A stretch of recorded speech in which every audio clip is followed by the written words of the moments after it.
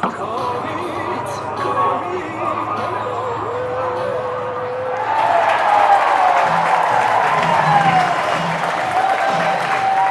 so it's back to school time, and are your kids do they get nervous? They get excited? What is the? She gets excited. Anthony's the one who gets nervous. He gets nervous. Like we were discussing, it's more of just the trying to fit in process. So like I said, last year he was kind of going with the wrong crowd, and now he's like nervous because he doesn't communicate with them anymore, and he just gets nervous because he wants to be able to fit in.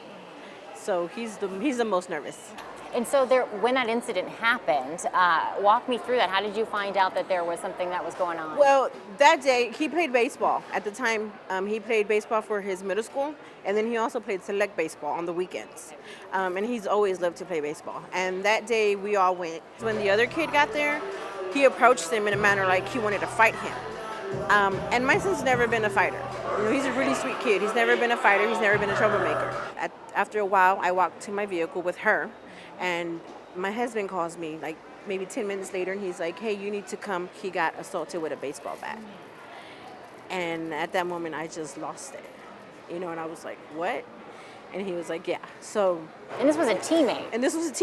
This was a teammate, someone that he went to school with. Since then, there's been some counseling that you guys have had to do?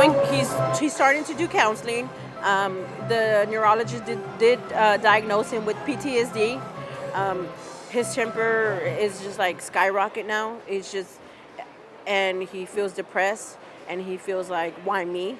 Before that happened, he was a really happy kid. And so what do you tell your kid when something like that so traumatic happens? What do you tell them? It's hard because you don't know what to tell them. I'm sorry that this happened to you. I said, and I'm sorry that I told you that I'm here, nothing's gonna happen to you, but it did. I said, but we just reiterate to him, we love you, and we're always gonna be here for you, and nothing like that will ever happen to you again. But it's hard. Mm-hmm. It's hard when your child's looking for an explanation and you really can't give one. Listen to your kids. Listen to your kids. Pay attention to their actions. Pay attention to the reactions, to the way that they act, because I always knew something was wrong, but especially with teenagers, it's harder because they don't want to talk.